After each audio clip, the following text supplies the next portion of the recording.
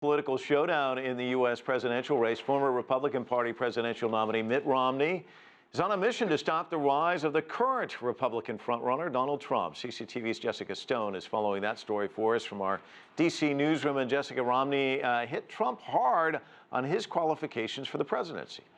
He did indeed. Romney begged voters, actually, who still have a chance to vote in the Republican primary, to back someone else. He repeatedly attacked Trump on everything from his temperament to his trade policy.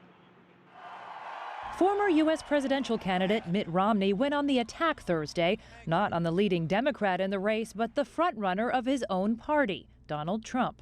His domestic policies would lead to recession. His foreign policies would make America and the world less safe. He has neither the temperament nor the judgment to be president. Romney hit Trump where many voters support him, on his business know-how. He accused him of bankrupting small businesses and supporting a trade policy which would hurt the U.S. economy. His proposed 35% tariff-like penalties would instigate a trade war, and that would raise prices for consumers, kill our export jobs, and lead entrepreneurs and businesses of all stripes to flee America. If somebody hits me, I'm going to hit him back harder, right? Trump wasted no time using his next stump speech to critique Romney's own failed runs for the White House. At the time, Trump endorsed Romney. I don't know what happened to him. He disappeared. He disappeared. And I wasn't happy about it, I'll be honest, because I am not a fan of Barack Obama, and that was a race that I backed Mitt Romney.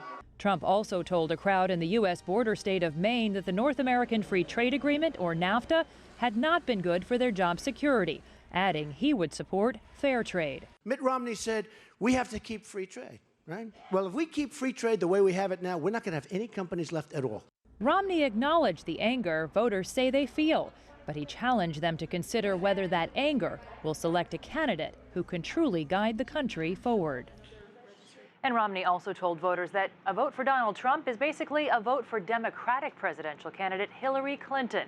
And a CNN poll released Wednesday said that a Trump-Clinton race would result in a Clinton victory. Mike? What many of us found interesting is that Romney did not endorse any of the other Republican presidential candidates, did he?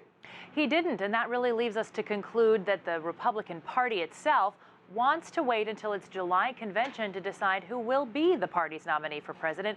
They're basically allowing all of the candidates to stay in the race as long as possible, encouraging them to stay in the race so that the vote is split, making it tougher for Trump to win enough votes to make him the nominee outright. That means it all comes down to July, and it also means that all of these new voters that Trump's been bringing to the presidential election get completely ignored in that process. Jessica Stone live from our newsroom. Thanks so much.